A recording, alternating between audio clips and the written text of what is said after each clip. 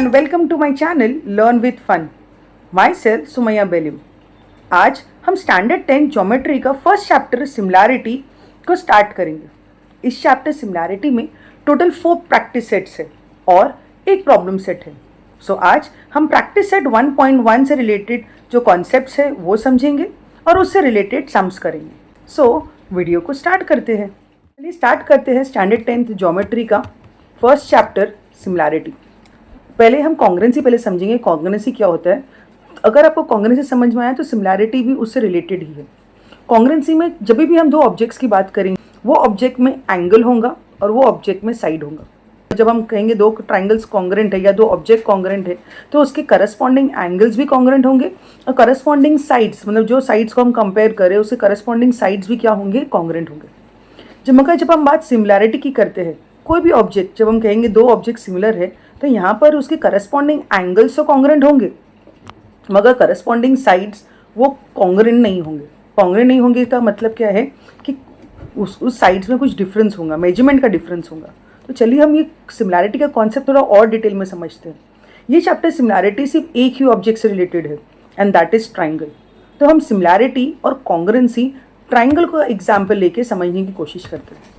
यहाँ पर आप देख सकते हैं स्क्रीन पे दो डिफरेंट टाइप्स ऑफ ट्राइंगल दिया गया है। यहाँ पर राइट हैंड साइड पे भी ट्राइंगल है और लेफ्ट हैंड साइड पे भी एक पेयर ऑफ ट्राइंगल्स है। यहाँ पर जो करस्पॉन्डिंग साइड्स है ये भी 3.5 है, दूसरा ट्राइंगल का भी 3.5 है। Next 4 centimetre 4 centimetre, third side 4.5, यहाँ पर भी 4.5। तो इसका मतलब ये ट्राइंगल में हमें दिख रहा है कि उसके करस्पॉन्डिंग साइड्स तो कॉन्ग्रुएंट है। सिमिलरली उसके करस्पॉन्डिंग एंगल्स, वो करस्पॉन्डिंग एंगल्स भी क्या होंगे? कॉन्ग्रुएंट होंगे। अभी करस्पॉन्डिंग को डिनोट करने के लिए एंगल्स को हम डिफरेंट सिंबल से डिनोट करते हैं। आप सर्कल ले सकते हैं, स्क्वायर ले सकते हैं या क्रॉस ले सकते हैं। तो इस तरह से हम करस्पॉन्डिंग एंगल्स को डिनोट करेंगे। अब बात करते हैं लेफ्ट हैंड साइड ट्राइंगल की। यहाँ पर आप देख सकते हैं यहाँ पर AC जो मेजरमेंट है वो 6 सेंटीमीटर है और DF का जो मेजरमेंट कितना है? 9। तो चलो देखते हैं। और सिमिलरली CB का मेजरमेंट है 8 और उससे करस्पॉन्डिंग साइड FE का मेजरमेंट कितना है? 12। और थर्ड साइड AB वो 10 सेंटीमीटर है और यहाँ पर थर्ड साइड कितना है? DE वो कितना है? 15 सेंटीमीटर। तो ऐसा देखने में तो लगेगा कि नहीं इसका मेजरमेंट्स का साइड्स तो कुछ सेम सिमिलैरिटी नहीं दिख रहा है, मगर अगर हम उसका रेशियो देखने की कोशिश करेंगे तो देखते हैं क्या कुछ सिमिलैरिटी दिख रही है। Let's take AC upon DF। तो जब हम AC अपॉन DF लेंगे तो AC का मेजरमेंट कितना है? 6 और DF का मेजरमेंट कितना है? 9। तो 6 अपॉन 9 हो गया। और जब हम इसे सिंप्लीफाई करेंगे तो ये कितना हो जाएगा? 2 upon 3। Correct. 3 2s are 6, 3 3s are 9। तो रेशियो हो गया हमारे पास 2 upon 3। Let's take the second side ratio CB upon FE। तो CB कितना है? 8 और FE कितना है? 12। तो जब हम 8 अपॉन 12 लेंगे तो जब हम ये इसको भी जब हम सिंप्लीफाई करेंगे तो क्या होगा? 4 2s are 8 and 4 3s are 12। तो फिर से रेशियो आ गया 2 अपॉन 3। अरे ये क्या हो गया? चलो दूसरा साइड भी देखते हैं इसका रेशियो क्या आता है। Let's take AB upon DE। AB कितना है? 10 और DE कितना है? 15। 10 अपॉन 15। तो जब हम इसका सिंप्लीफाइड रेशियो देखेंगे तो 5 2s are 10 and 5 3s are 15। तो फिर से रेशियो आया 2 अपॉन 3। तो इससे हमें क्या पता चल रहा है बच्चों? इससे हमें ये पता चल रहा है जब हम दो ट्राइंगल को सिमिलर कहेंगे तो उसके भले साइड्स का मेजरमेंट इक्वल नहीं होगा मगर हाँ उसके corresponding sides will be in proportion. यहाँ पर प्रपोर्शन आया 2 अपॉन 3। तो हर साइड का जब रेशियो हमने जब लिया तो 2 अपॉन 3। अब अगर बच्चा कहेगा मिस मुझे bigger triangle upon smaller triangle लेना है, no problem, take it. In that case you will get like 9 upon 6, then the ratio will be 3 upon 2। 12 upon 8, ratio will be again 3 upon 2, and 15 upon 10, then you are getting a constant ratio 3 upon 2. तो similar triangles में क्या होता है उसके corresponding जो sides होते हैं वो constant proportion. What about angles? Angles में एंगल्स का कॉन्सेप्ट सेम है जो कॉन्ग्रुएंसी का था। There corresponding angles are going to be congruent. तो यहाँ पर angle A congruent to angle D, angle C congruent to angle F and angle B congruent to angle E। सबको समझ में आ गया? सो बेसिक कॉन्सेप्ट है बच्चों सिमिलैरिटी का और कॉन्ग्रुएंसी का। कॉन्ग्रुएंसी में क्या होता है उसके corresponding sides and corresponding angles congruent होते हैं वेर एज जब हम बात सिमिलैरिटी की करते हैं तो उसके भरे करस्पॉन्डिंग एंगल्स कॉन्ग्रेंट होते हैं, मगर करस्पॉन्डिंग साइड्स की वैल्यू सेम तो नहीं होंगी, मगर हाँ करस्पॉन्डिंग साइड्स के value will be in some proportion. I hope this concept is clear to you. Now every time ना एग्जाम में मेजरमेंट्स नहीं दिया जाएगा, तो मेजरमेंट नहीं दिया तो हमें कैसे पता चलेगा कि ये दो जो ट्राइंगल दिया हुआ है वो सिमिलर है कि ये कॉन्ग्रेंट है. Very easy students. देखिए राइट हैंड साइड पे जो आपको फिगर्स दिख रहे हैं, पहले बात करते हैं एंगल्स की. एंगल ए में जो मार्किंग दी गई है सेम मार्किंग एंगल एफ की दी गई है, तो इससे पता चल रहा है कि angle A is congruent to angle F. Similarly angle B की जो मार्किंग दी गई है वही मार्किंग एंगल एफ में दी गई है, तो इससे पता चलता है कि angle B is congruent to angle F. Similarly and angle C की जो मार्किंग दी गई है वही मार्किंग एंगल जी की दी गई है, तो इससे पता चलता है कि angle C is congruent to angle G. तो करस्पॉन्डिंग एंगल्स तो कॉन्ग्रेंट हो गए. What about sides? यहाँ पर मेजरमेंट नहीं दिया है मगर मार्किंग्स दी गई. यहाँ पर ए बी पे एक डैश बना हुआ है और ई एफ पे भी एक डैश बना है, तो इससे साफ पता चलता है कि side A B is congruent to side E F. Similarly A C पे 2 मार्किंग दी गई है और ई जी पे भी 2 मार्किंग है, इससे पता चलता है कि A C is congruent to E G. And third side B C, उसमें 3 मार्किंग दी गई है और एफ जी पे भी 3 मार्किंग है, तो इससे पता चल रहा है कि B C is congruent to F G. Thus from this we can conclude that इसमें ये जो 2 ट्राइंगल दी गए उसके करस्पॉन्डिंग एंगल्स भी कॉन्ग्रेंट है और करस्पॉन्डिंग साइड्स भी इक्वल है. See here the corresponding angles are equal and the corresponding sides are equal, thus both the triangles are congruent. Understood?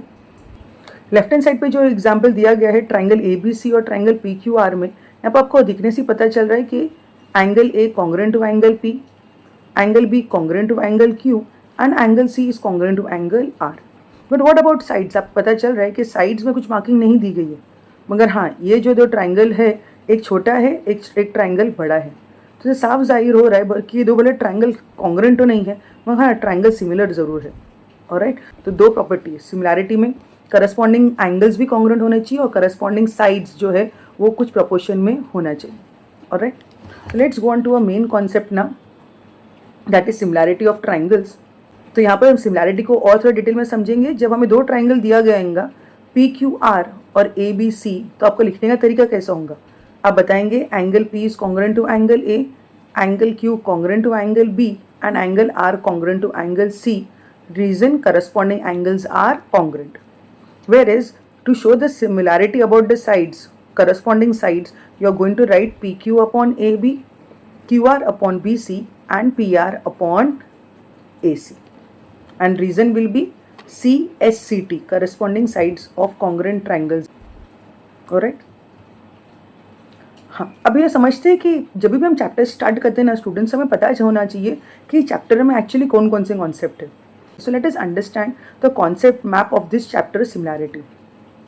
ये चैप्टर सिमिलैरिटी एक्चुअली बहुत इंपॉर्टेंट है बोर्ड पॉइंट ऑफ व्यू से. पहला practice set 1.1 related है ratio of areas of 2 triangle, ये concept से.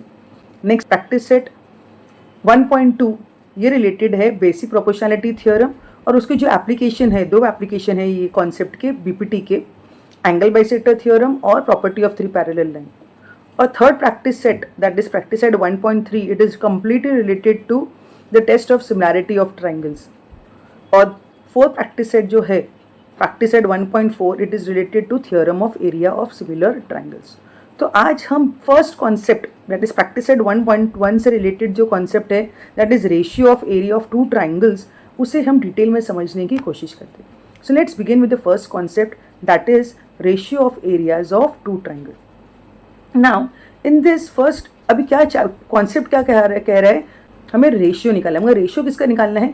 Areas of 2 triangle. इसका मतलब साफ है कि हमारे फर्स्ट ऑफ ऑल हमारे पास कितने ट्राइंगल होंगे? 2 ट्राइंगल होंगे और 2 ट्राइंगल का हमें रेशियो निकालना है. और मगर किस बात का रेशियो? उसके एरियाज का ratio. Okay, so let us go on to the main concept now, that is ratio of areas of 2 triangle. तो let's recall area of a triangle का फॉर्मूला क्या है? चलो जल्दी बताओ. yes, area of a triangle का formula है half into base into height. अब क्या ये कॉन्सेप्ट सब टाइप ऑफ ट्राइंगल्स के लिए एप्लीकेबल है, चाहे वो इक्विलैटरल हो, isosceles, scalene, acute, right, obtuse, जो भी टाइप ऑफ ट्राइंगल हो. एरिया ऑफ एनी ट्राइंगल का फॉर्मूला तो वही है, that is area of a triangle is half into base into height. Very simple. तो फर्स्ट क्वेश्चन जो दिमाग में आता है कि एक ट्राइंगल की जब हम बात करें तो उसमें कितने बेस होते हैं और कितने हाइट होते हैं? चलो जल्दी सोचिए। अभी एक ट्राइंगल में 3 साइड होंगे, नेचुरली जब 3 साइड होंगे तो कितने बेस होंगे और कितने हाइट होंगे? चलो इसे और क्लियर करते हैं। हम 3 डिफरेंट टाइप्स ऑफ ट्राइंगल लेते हैं। पहला ट्राइंगल लेते हैं हम acute angle. I know students, अब 10th में है तो एटलीस्ट आपको इतना तो याद होगा ही कि एक्यूट एंगल होता क्या है। अगर एक ट्राइंगल है उसका हर मेजरमेंट 90 डिग्री से कम होगा तो वो ट्राइंगल को एक्यूट एंगल कहेंगे ना। एक एक्यूट एंगल ट्राइंगल में कितने बेस होंगे और कितने हाइट होंगे? अभी लेट्स टेक ट्राइंगल ABC। अगर मैं ये ट्राइंगल का ये बेस समझूँ AB बेस हो गया तो उसका हाइट क्या होगा? हाइट क्या होता है स्टूडेंट्स? जो परपेंडिकुलर हो उसके ऑपोजिट वर्टेक्स से और वो बेस को टच करे। तो यहाँ पर आपको साफ दिख रहा है कि जो CP है यहाँ पर 90 डिग्री दिख रहा है, मतलब कि ये एल्टीट्यूड है। हाइट का दूसरा नाम एल्टीट्यूड होता है। ऑलराइट, सो यहाँ पर ये CP क्या है? एल्टीट्यूड है, हाइट है। तो एक तो पेयर हो गया कि CP is perpendicular to AB, मतलब AB क्या हो गया हमारे पास? बेस हो गया। मैं B1 लिख देती हूँ। और ये CP जो है वो हाइट है, दैट इज H1। दूसरा ऑप्शन क्या हो सकता है हमारे पास उसके बेस और हाइट का? अगर मैं CB ये बेस समझूं दैट इज B2, तो उसका हाइट उसके ऑपोजिट वर्टेक्स से उसका जो हाइट होगा that is from angle A। यहाँ पर उसका ये हाइट बनेगा ये AN, तो AN क्या हो गया? उसका ये हाइट हो गया, that is let us consider it as H2। और अगर मैं थर्ड साइड लूँ, थर्ड जो ट्राइंगल का जो साइड होगा, let me take it as this one, तो AC, अगर मैं AC को अगर मैं बेस समझूं दैट इज B3, तो उसका जो हाइट होगा वो होगा CM। Third side CM, sorry थोड़ा वो स्ट्रेट लाइन नहीं बन रही, बट कॉन्सेप्ट आपको समझ में आ गया ना, वो इम्पोर्टेंट। तो हर ट्राइंगल में तीन साइड होते हैं और 3 वर्टेक्स होते हैं, इसके लिए हर ट्राइंगल के 3 बेस होंगे और 3 हाइट। ओके, अब ये एग्जाम्पल तो था एक्यूट एंगल ट्राइंगल का, और आप देख सकते हैं हर कोई एक कॉमन पॉइंट पे मिल रहा है, और वो कॉमन पॉइंट को क्या कहेंगे? The point where the 3 altitude meets. Altitude मतलब हाइट। सिंपल लॉजिक में अगर तीन हाइट एक पॉइंट पे जो मिल रहे हैं तो कॉन्करेंट पॉइंट्स कहा जाता है। तो वो पॉइंट को क्या कहेंगे? उसे ऑर्थोसेंटर कहेंगे। ऑलराइट, सो फर्स्ट एग्जांपल लिया मैंने एक्यूट एंगल ट्राइंगल का। Let's go on to the next type of triangle. ओहो, we have a right angle triangle. तो अभी समझने की कोशिश करते। अभी तो आपको इतना तो पता ही चली गया, हर ट्राइंगल के 3 बेस होंगे और 3 हाइट होंगी। अब राइट एंगल ट्राइंगल को समझने की कोशिश करते, उसका बेस कौन सा है और उसका हाइट क्या है। अगर ये कॉन्सेप्ट समझ में आ गया ना बच्चे, तो फिर है ना ये एक्सरसाइज करना बहुत ईजी होगा। Let us take the first year triangle ACB। और ये ट्राइंगल ACB में सपोज अगर मैंने ये बेस लिया है CB एज माई बेस, मैं इसको B1 लिख देती हूँ, तो उसका हाइट क्या होगा? जो परपेंडिकुलर उसके ऑपोजिट वर्टेक्स से, ऑपोजिट CB के ऑपोजिट वर्टेक्स क्या है? Angle A। तो एंगल बे से जो सीधी सी जो स्ट्रेट लाइन दिख रही है ना ये, तो ये क्या हो गया? उसका ये हाइट हो गया। अब 90 डिग्री दिख रहा है आपको, तो ये क्या हो गया? उसका ये H1। तो समझा? तो अगर बेस CB लेंगे तो उसका हाइट क्या होगा? AC। इतना क्लियर हुआ? Let's take second one. अगर अभी मैं साइड, चलो कलर चेंज करती हूँ आपको और अच्छे समझने के लिए। अभी सपोज मैंने अगर ये साइड लिया है AB, तो ये अगर अभी मेरा दूसरा बेस है ये AB, तो उसका हाइट क्या होगा? उसके ऑपोजिट वर्टेक्स से। ऑपोजिट वर्टेक्स क्या है? Angle C। तो एंगल C से जो स्ट्रेट परपेंडिकुलर जो आ रहा है 90 डिग्री, तो ये क्या हो गया? उसका ये हाइट। तो B2 अगर मेरा बेस AB है तो मेरा हाइट ऑटोमेटिकली जो स्ट्रेट यहाँ से जा रहा है वो मेरा हाइट होगा। ऑलराइट, अभी थर्ड साइड AC मेरा ये बेस हुआ B3, तो उसका हाइट क्या होगा? अभी AC को छोड़ दो, थर्ड वर्टेक्स कौन सा है? B। तो B से कौन सी स्ट्रेट लाइन आ रही है? ये। तो ये क्या एक्ट करेगा फिर? मेरा ये थर्ड हाइट H3। तो आपको यहाँ दिख रहा है, यहाँ पर ये तो कुछ अलग ही हो गया। अगर मैं बेस लेती हूँ CB तो मेरा हाइट होता है AC, और अगर मैं बेस लेती हूँ AC तो हाइट हो गया मेरा BC। अंडरस्टूड? तो ये कॉन्सेप्ट आपको समझना बहुत ज़रूरी है। बच्चे इसी में कंफ्यूज हो जाते हैं कि हाइट कौन सा है और बेस कौन सा है। मगर अभी यहाँ पर ख़त्म नहीं हुआ, अभी एक ऑब्ट्यूज एंगल ट्राइंगल आना बाकी है। तो अब समझते हैं ऑब्ट्यूज एंगल ट्राइंगल में कौन सा बेस होगा और कौन सा हाइट होगा। अभी एक्यूट में तो तीनों के तीनों एल्टीट्यूड्स अंदर थे, चाहे वो एक्यूट हो या तो राइट हो, तीनों के तीनों एल्टीट्यूड्स मतलब जो हाइट है वो अंदर थे। अब देखते हैं ऑब्ट्यूज में क्या होगा, कि ऑब्ट्यूज में सारे हाइट अंदर होंगे, क्योंकि ऑब्ट्यूज तो क्या टेढ़ा है, थोड़ा एक साइड से वो बाहर की तरफ जा रहा है, तो यहाँ पर चीज़ें इतनी ईजी नहीं होंगी। यस, आप ये फिगर में देख सकते हैं। अगर मैंने ट्राइंगल यहाँ पर EDF लिया है, जो एंगल D मेरा ऑब्ट्यूज एंगल है, तो यहाँ पर जो DF मेरा बेस है तो हाइट जो है वो बाहर की तरफ जा रही है। चलो इसे बराबर से फिर से समझने की कोशिश करते।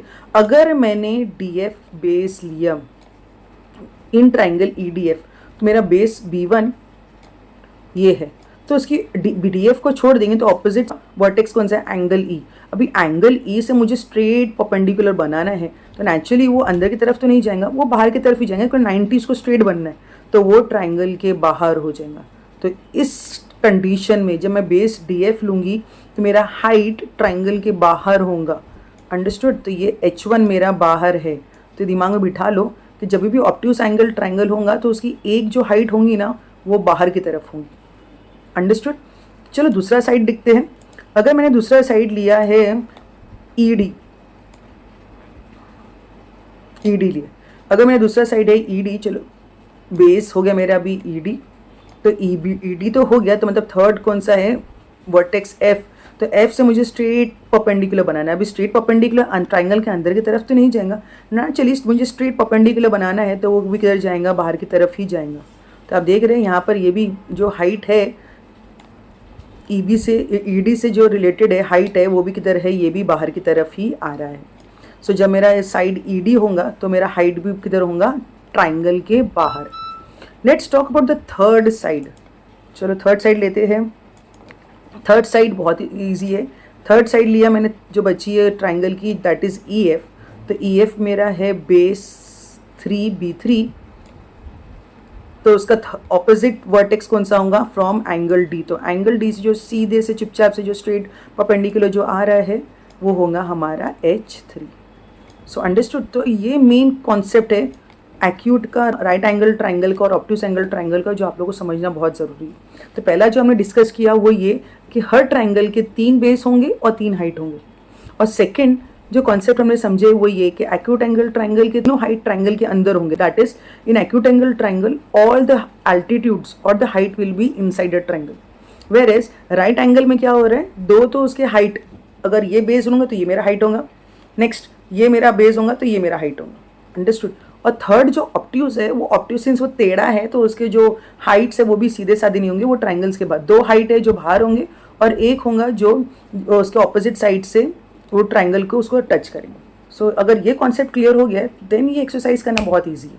और let's go on to the concept.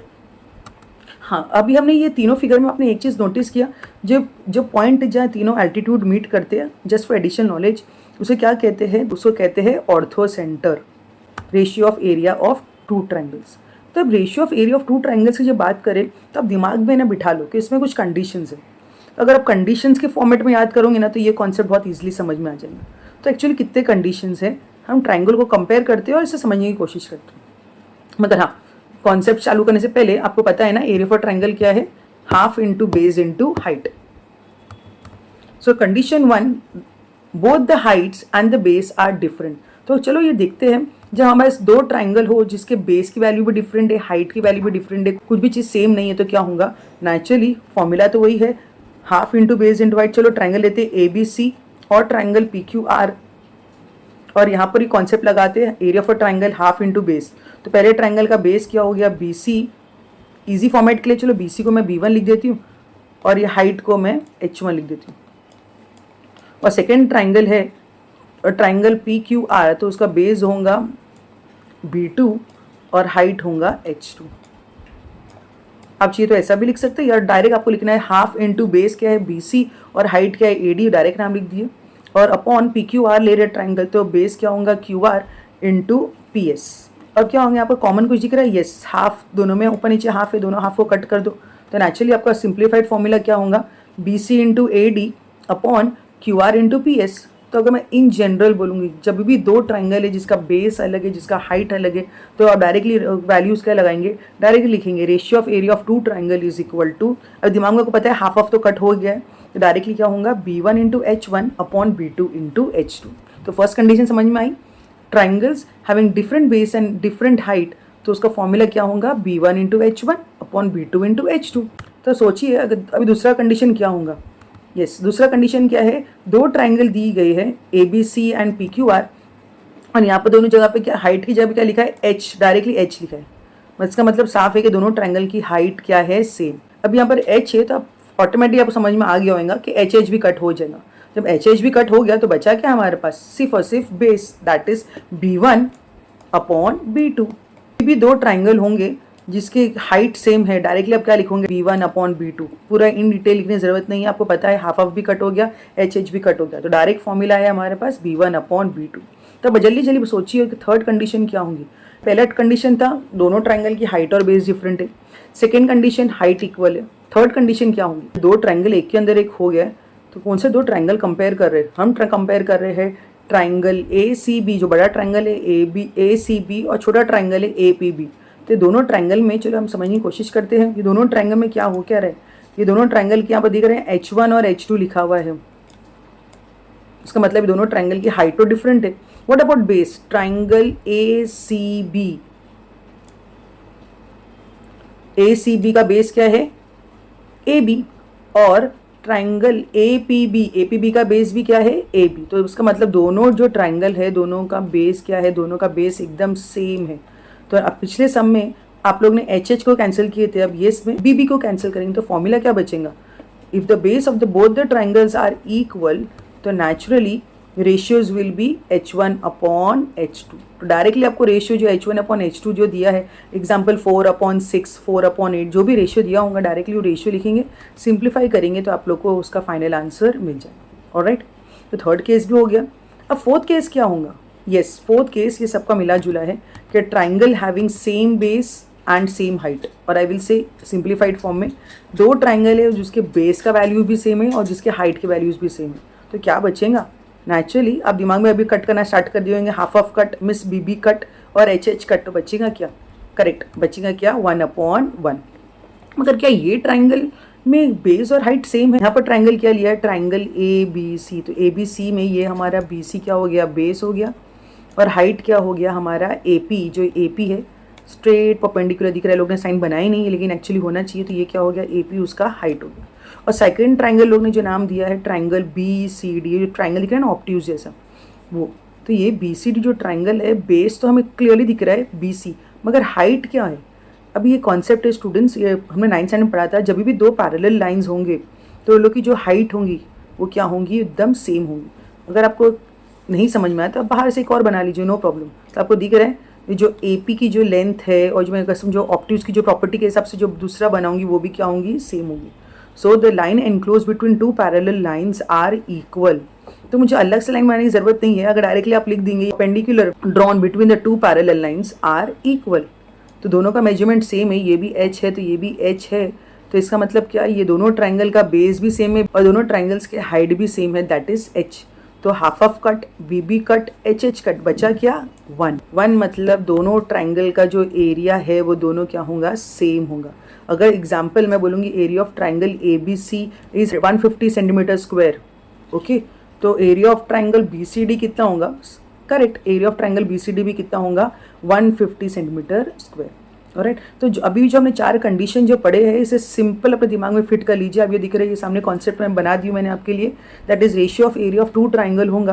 तो क्या चार कंडीशन हो सकते हैं, पहला with different base different height, तो फॉर्मूला डायरेक्टली आप क्या लिखेंगे, B1/H1/B2/H2।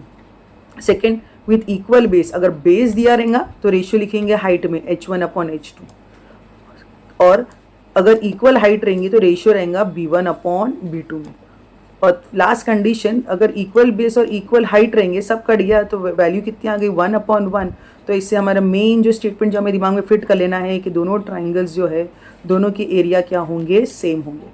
ऑलराइट, तो ये समझ में आ गया, तो अब एक्सरसाइज करना बहुत ईजी है। So let's go on to practice set 1.1 and sum number 1। देखते इसमें क्या दिया है, इसमें लिखा है, उसमें डायग्राम नहीं दिया है। अब ये समय ना बहुत छोटा सिंपल 1 मार्क के लिए मोस्टली पूछते हैं, तो आपको इतना टाइम वेस्ट नहीं करना है डायग्राम बनाने में, डायरेक्टली आप ना अज्यूम कर सकते हो। Base of a triangle is 9, मतलब B1 क्या है, अगर मैं ट्राइंगल 1 समझूंगी वो कितना है 9 है, और उसका हाइट H1 कितना है 5 है। ऑलराइट, तो ये हमारा पहला पार्ट हो गया। और सेकेंड पार्ट क्या बोल रहा है, बेस ऑफ अनदर ट्राइंगल, तो अभी हमारे दूसरा ट्राइंगल आ गया है। समझो ट्राइंगल है ट्राइंगल 2, तो उसका बेस कितना दिया है, बेस हमें दिया है 10, मतलब B2 10 है, और उसकी हाइट कितनी है 6, तो H2 कितना है 6। तो लोग क्या पूछ रहे, find the ratio of areas of two triangle, तो कौन सा कंडीशन लगेगा जल्दी सोचिए। यस, वो मैप को दिमाग में रखिए, कंडीशन नंबर 1। तो डायरेक्टली आप क्या लिखेंगे, For the first triangle, B1 is 9, H1 is 5. Second triangle, B2 is 10, H2 is 6. तो डायरेक्टली फॉर्मूला लगा देंगे, that is A1 upon A2 is B1 into H1 upon B2 into H2. Reason लिखना बहुत ज़रूरी है, आधा मार्क कट हो जाता है. डायरेक्टली लिख देते हैं reason ratio of area of two triangle. Value substitute करेंगे, 9 इंटू 5, 10 इंटू 6. ऊपर नीचे डायरेक्ट कट करेंगे, 5 1 ज़ा, 5 2 ज़ा, एंड यहाँ पर 3 2 ज़ा 6 और 3 3 ज़ा 9. तो फाइनल रेशियो क्या आ गया हमारे पास, 3 2 2 ज़ा 4, तो 3 अपॉन 4. आप 3 अपॉन 4 लिखिए, या तो अगर आप चाहते हैं तो डायरेक्टली आप ना ऐसा 3:4. तो ये हो गया हमारा ratio of two triangle, that is 3:4. आगे आप लोग को समझ. So let's go on to the next sum. अरे ये सम में क्या दिख रहा है, एक ट्राइंगल ऊपर एक ट्राइंगल नीचे. चलो देखते हैं क्वेश्चन क्या है. तो दिख रहा है in the given figure B C is perpendicular, मतलब परपेंडिकुलर आ गया भाई, मतलब ये क्या हो गया हमारा हाइट हो गया ये ट्राइंगल का. एंड ए डी भी क्या है, ये हाइट है. तो ये पहला ट्राइंगल का पहला हाइट ये, और ये सेकंड ट्राइंगल का ये भी हाइट है. तो लिख देते हैं H2. तो जैसे आप क्वेश्चन पढ़े ना तो आपको ऑलरेडी मार्किंग्स करते जाना चाहिए ताकि सम समझना और इजी हो जाता है. बी सी कितना दिया है, ये बी सी दे दिया है हमें कि ये वैल्यू कितनी है 4 है, और ये ए डी की वैल्यू कितनी दी गई. चलो लिख देती हूँ आप लोगों के लिए. बी सी कितना दिया है 4 दिया है, और ये ए डी कितना दिया है, ए डी हमें दे दिया है 8. तो हमें क्या करना है, then find the area of triangle A B C and triangle A D B. अरे बेस तो दिया ही नहीं, तो बेस क्या है पहले देखते हैं. अगर मैं ट्राइंगल लूँगी, पहले ट्राइंगल जो लोग ने ऊपर लिखे हैं वो है ए बी सी. तो अगर मैं ट्राइंगल लूँगी ए बी सी, ये ऊपर वाला ट्राइंगल ए बी सी, तो अगर ये मेरा हाइट हमने कंसिडर किया बी सी, तो मेरा बेस क्या होगा, ये ए बी. तो ये मेरा बेस है, करेक्ट. और अभी सेकेंड ट्राइंगल जो लोग ने दिया है, सेकेंड ट्राइंगल है ट्राइंगल ए डी बी. तो ये जो सेकेंड ट्राइंगल है नीचे वाला triangle, triangle A D B ये वाला. तो जब मेरा हाइट ये ए डी है तो मेरा बेस भी क्या हो गया, फिर से यही बेस हो गया, करेक्ट. तो इसका मतलब कौन सा कंडीशन लगाएंगे, yes triangles with equal base. तो फॉर्मूला क्या होगा स्टूडेंट्स, डायरेक्ट लिख, चलो जल्दी बताइए. करेक्ट फॉर्मूला होगा H1 अपॉन H2. तब तक तो आप लोग का आंसर भी आ गया होगा. मिस 4/8 है, मतलब आंसर कितना होगा, सिंपल आंसर होगा 1/2. और राइट, तो जब भी ऐसा सम होगा जब बेस सेम होगा डायरेक्टली H1 अपॉन H2 लिखिए, रीजन लिखिए triangles with equal base, and जो भी सिंप्लीफाई करके उसका आंसर निकाल लीजिए. तो ये सिंपल 1 मार्क का सम है. चलिए हम जाते हैं नेक्स्ट सम पे. नेक्स्ट सम में क्या दिया है, in the adjoining figure P S is perpendicular. और राइट, तो हमारे पास परपेंडिकुलर है, पहला परपेंडिकुलर है पी एस. तो चलो परपेंडिकुलर तो मैं हाइट h लिख ही देती हूँ, वहाँ पर H1 हो गया. And Q T is also perpendicular. और राइट, ये सम थोड़ा कॉम्प्लिकेटेड लग रहा है, नहीं मुझे लग रहा है लेकिन है नहीं. तो सेकेंड हाइट डी है क्यू टी. इफ़ अभी क्या दिया है, if R Q is equal to 6. अच्छा, तो अब लोग बेस दे रहे हैं, तो चलो देखते हैं. R Q is equal to 6 and P S is equal to 6. चलो एक हाइट का वैल्यू भी दे दिए लोग ने कि पी एस, भाई पी एस भी तो 6 ही है आप लोग. तो फिर लोग क्या पूछ रहे, और पी आर भी दे दिया है. और राइट, पी आर कितना है, 12 दे दिया है. तो फाइंड क्या करना है, फाइंड क्यू टी. अच्छा, ये क्यू टी जो है ये H2 हमें वो फाइंड करना है, मगर ट्राइंगल का तो नाम ही नहीं दिया है. अभी हमें दिख रहा है ट्राइंगल, तो हमारे पास एक ही कंसिडर करेंगे हम ट्राइंगल, और वो ट्राइंगल है ट्राइंगल पी क्यू आर.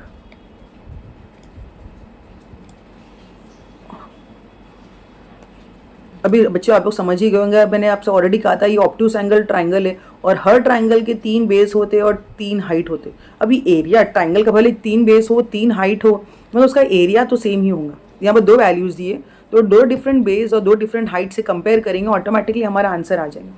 तो ये तो उसका करने का 2 तरीके हैं. कोई बच्चे क्या करते हैं, P Q are upon P Q are सिर्फ ट्राइंगल में. जैसे मैंने पी एस को मैंने अगर हाइट कंसिडर का, वर्टेक्स पी है तो मेरा बेस क्या होगा, ये बेस हो जाएगा, आर क्यू मेरा बेस हो जाएगा. मैंने H1 लिखा है तो यहाँ पर क्या लिखूंगी, B1 लिख दूंगी. और राइट, तो अगर मेरा बेस आर क्यू है, आई होप आप समझ गए होंगे, अगर मेरा बेस आर क्यू है तो मेरी हाइट क्या होंगी, पी एस. और राइट, तो अगर मेरा बेस है आर क्यू तो मेरा हाइट होगा पी एस. सिमिलरली अगर मेरा बेस होगा ये पी आर मेरा बेस है, उसमें लिख देती हूँ B2, तो मेरा हाइट क्या होगा, ऑपोजिट वर्टेक्स क्या है, एंगल Q, तो तो ये क्यू टी जो है, क्यू टी जो आ रहा है वो पी आर पे, वो क्या होगा, मेरा हाइट होगा। अंडरस्टूड। तो ट्राइंगल तो मेरा वही है पी क्यू आर, तो क्या लिख सकते हैं, पहला ट्राइंगल अगर मैं ली with base P R and height Q T, तो ट्राइंगल पी क्यू आर क्या रहेगा, half into P R into Q T.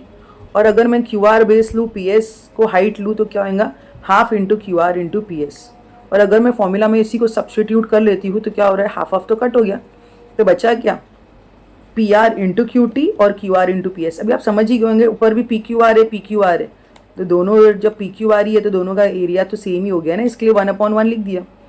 अब क्या करेंगे, इसको क्रॉस मल्टीप्लाई करेंगे, P R into Q T, इसको क्रॉस मल्टीप्लाई, और राइट, और ये यहाँ पर, तो ये इधर चले गया, ये इधर चले गया, तो P R into Q T is equal to Q R into P S. Value substitute करो, वैल्यू कितनी आई, 6 इंटू 6/12, 6 1 ज़ा 6, 6 2 ज़ा 12, सिमिलरली 2 1 ज़ा 2 और ये 2 3 ज़ा 6। तो जो हाइट था H2 जो हमें पता नहीं था, QT के वैल्यू जो पूछ रहे थे वो कितना हो गया हमारा, automatically 3 units.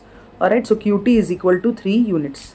And the adjoining figure क्या दिया है, AP इज परपेंडिकुलर। अच्छा, ये दो पैरेलल लाइंस हो गए। अब क्वेश्चन में बातें पढ़ती हुई, अगर दो पैरेलल लाइन हो गए तो इसका मतलब क्या, इसमें जो ट्राइंगल है उनके हाइट क्या होने वाले हैं, सेम होने वाले हैं। राइट, अब देखते हैं आगे क्या दिया हुआ है। इसमें दिया हुआ है AP इज परपेंडिकुलर, सिंबल तो बनाया नहीं, चलो हम बना देते हैं। AP is perpendicular to BC, इसका मतलब ऑटोमेटिकली जो AP है वो क्या हो गया, हमारा हाइट हो गया, परपेंडिकुलर टू BC। ठीक है, तो बेस हमारा ये है BC और ये हमारा हाइट है AP। और AD is parallel to BC, तो पैरेलल है मतलब कि जो उसके हाइट है वो भी क्या होंगे, सेम होंगे। और then find the area of triangle ABC। अच्छा, तो दो अलग अलग ट्राइंगल है, पहला है ट्राइंगल ABC और सेकेंड ट्राइंगल क्या है, BCD। तो BCD, अभी आप दिख रहा है आप लोग को, दोनों ट्राइंगल का बेस क्या है, BC ही है, और हाइट जो मैंने आपको पहले बता चुकी हूँ, सिंस ये पैरेलल लाइन से दोनों की हाइट भी क्या होंगी, सेम होंगी। सो रेशियो क्या होगा, करेक्ट, ऑटोमेटिक दिमाग में आपका आंसर आ गया होगा कि रेशियो कितना है उसका, 1:1। इसका मतलब दोनों ट्राइंगल के एरियाज़ क्या है, दोनों ट्राइंगल्स के एरिया एकदम सेम है, तो रेशियो 1/1 आ गया है हमारा, और ये सम भी हमारा कंप्लीट हो गया। अब हम जाते हैं नेक्स्ट क्वेश्चन नंबर 5 में, जो लास्ट सम है ये प्रैक्टिस सेट 1.1 का। इसमें क्या दिया है, इसमें दिया है ट्राइंगल ABC। अरे मुझे तो बहुत सारे ट्राइंगल्स दिख रहे हैं, देखते हैं क्वेश्चन क्या है। ओ माय गॉड, यहाँ पर तो बहुत सारे रेशियोज दिए, बट और राइट, समझ में आ गया हमें। ऑलरेडी 4 कंडीशंस दिमाग में ऑलरेडी हमारे है, triangles with different base and height, triangle with equal base, third triangle with equal height and fourth triangle with equal base and height. उन्हें जो भी रेशियो देना हमें तो सिर्फ सब्सटीट्यूट करना है और हमें आंसर निकालना है। यहाँ क्या दिया है, PQ is perpendicular to BC and AD is perpendicular to BC। तो दो ऑलरेडी हाइट्स हमारे पास आ चुके हैं। अब क्या पूछ रहा है, find area of triangle PQB। तो आप लोग क्या करें, जो भी ट्राइंगल का नाम दिया है आप डायरेक्टली उसको हाईलाइट कर दीजिए, ताकि आपको समझ में आए कौन से दो ट्राइंगल को कंपेयर कर रहे हैं और कौन सा बेस है, कौन सा हाइट है और क्या कॉमन है उसमें। राइट, तो डायरेक्टली मैं सम करना स्टार्ट करती हूँ। पहला ट्राइंगल है ट्राइंगल PQB और दूसरा ट्राइंगल है ट्राइंगल PBC। तो दूसरे कलर से ले लेते हैं, ट्राइंगल PBC। ये दोनों ट्राइंगल में आपको क्या कॉमन दिख रहा है, यस, हमें दिख रहा है कि दोनों ट्राइंगल की जो हाइट है PQ वो क्या है, सेम है। तो PQ का हम कंसिडर करेंगे ही नहीं, डायरेक्ट बेस लेंगे। तो बेस क्या है, B1/B2, दैट इज BQ/BC। तो BQ/BC हमने लिख लिया और रीजन लिख लिया, triangles with equal height. Second क्या पूछ रहा है, सेकेंड पूछ रहा है एरिया ऑफ ट्राइंगल PBC। चलो कलर चेंज करते हैं, ट्राइंगल PBC। तो ये ट्राइंगल ले लिया हमने PBC। जो भी ट्राइंगल बोलेंगे आप उसको ऐसे हाईलाइट कर देना, PBC upon area of triangle ABC। तो अभी ABC कहा गया है, तो ABC का है ये बड़ा वाला ट्राइंगल, सबसे बड़ा वाला ट्राइंगल ABC। तो यहाँ पर क्या दिख रहा है, कुछ कॉमन है, जल्दी बोलिए। यस, यहाँ पर आपको दिख रहा है कि दोनों का बेस जो है वो सेम है। तो जब दो ट्राइंगल का बेस सेम होता है, डायरेक्टली रेशियो लिख दीजिए उसका हाइट का, दैट विल बी PQ/AD। और रीजन क्या लिखेंगे, triangles with equal base. Alright, and third one लोग ने क्या दिया है, थर्ड में दिया है एरिया ऑफ ट्राइंगल ABC। तो ABC वो बड़ा वाला ट्राइंगल है वो, और एरिया ऑफ ट्राइंगल ADC। चलो इरेज कर देती हूँ रेड वाला। ओके, ABC तो वही ट्राइंगल है येलो वाला, और एरिया ऑफ ट्राइंगल ADC। तो ADC, यस, ये कॉर्नर पे जो छोटा मोटा राइट एंगल ट्राइंगल चुपचाप बैठा है उसको लेना है। इसमें कुछ कॉमन दिख रहा है? यस, दोनों ट्राइंगल में जब कंपेयर करें दोनों के हाइट इक्वल है, directly ratio of the base लिख दीजिए, तो that will be BC upon DC and reason will be triangles with equal height. और लास्ट क्वेश्चन जो उसने पूछा है that is area of triangle ADC, मतलब ये होने वाला जो ट्राइंगल है वो ADC एंड ट्राइंगल PQC, क्या उसमें कुछ कॉमन दिख रहा है? देखते हैं। PQC नहीं, ना ही इसमें बेस कॉमन है ना ही इसमें हाइट कॉमन है, तो इसका मतलब डायरेक्टली कंडीशन 1 लगाएंगे, B1 into H1 upon B2 into H2, जो वैल्यूज है सब्सटीट्यूट करें और रीजन जो है वो रीजन लिख लीजिए, ratio of area of two triangle. So we will get DC into AD and QC into PQ, और ऐसा लिखेंगे तो हमारा ये जो सम है वो बहुत ईजी तरीके से ये सम कंप्लीट हमारा हो गया। Alright, so next we go on to problem set. Problem set में 2-3 सम है इससे रिलेटेड। अभी क्वेश्चन नंबर 2 है, जो अभी पिछला जो सम किया उससे एग्जैक्टली सेम है, सिर्फ एक स्टेप बढ़ा दिए लोग ने। वो क्या किया है लोग ने, BD दैट इज 7 और पूरा BC जो है वो 20, ये भी दे दिए है लोगों ने। ऑलराइट, ये इतना दे दिया है। अब क्या लिखा है, BDC डैश डैश डैश दिया हुआ है ना, उसे क्या कहते हैं, ये एक्चुअली इसे कहेंगे D is between B and C। इसका मतलब BDC क्या है, कोलिनियर पॉइंट है, एक ही लाइन में है। तो क्या पूछ रहा है, एरिया ऑफ ट्राइंगल ABD। अभी ये दोनों ट्राइंगल में आप देखेंगे ना स्टूडेंट्स, अगर मैंने आप लोगों को समझाने के लिए यहाँ पर मैंने हाइड बना दिया, ये दोनों ट्राइंगल, एक्चुअल ट्राइंगल कितने हैं जल्दी सोचिए। यस, ट्राइंगल है, triangle first triangle ABD, second triangle ADC और थर्ड जो सबसे बड़ा triangle that is triangle ABC। तो यहाँ पर एक्चुअली इन टोटल 3 ट्राइंगल्स हैं। तो 3 ट्राइंगल है, इसमें 2 साइड का मेजरमेंट दे दिया है, BD 7 और बड़ा वाला जो पूरा बेस है दैट इज 20। तो क्या मैं DC निकाल सकती हूँ? यस, मैं DC निकाल सकती हूँ। 20 minus 7 that will B how much, 13। तो ये मुझे दिया नहीं है पर मैंने लॉजिक लगा के DC का बेस भी निकाल दिया है। और भले तीनों ट्राइंगल है, ये तीनों ट्राइंगल एक ही अंदर है, एक ही है, इसका मतलब तीनों ट्राइंगल की हाइट क्या है, एग्जैक्टली सेम है। ऑलराइट, ये तीनों ट्राइंगल का हाइट सेम है। डायरेक्टली फिर जो भी लोग देंगे डायरेक्टली आपको रेशियोज़ का निकालना है, ratio will B B1 upon B2। तो पहले दिया है ABD अपॉन ADC, मतलब 7 अपॉन 13। तो डायरेक्टली आपने लिख देंगे B1 अपॉन B2 7 अपॉन 13, पहले निकाल लेना वैल्यू। राइट, नेक्स्ट पूछ रहा है ABD और ABC, मतलब 7 अपॉन 20। ADC मतलब ये राइट हैंड साइड वाला 13 और ABC मतलब 13 अपॉन 20। तो इस तरह से सिंपल मैंने फाइनल आंसर आपको दे दिया है। मगर नहीं, बच्चे कहेंगे नहीं मेरे समय पूरा सम दिखाइए, तो चलो दिखा ही देती हूँ। एक सेकेंड आप देख लीजिए किस तरह से एक्चुअली में आपको सम करना है। पहले आप वैल्यू निकालेंगे DC की, दैट इज 13 यूनिट्स।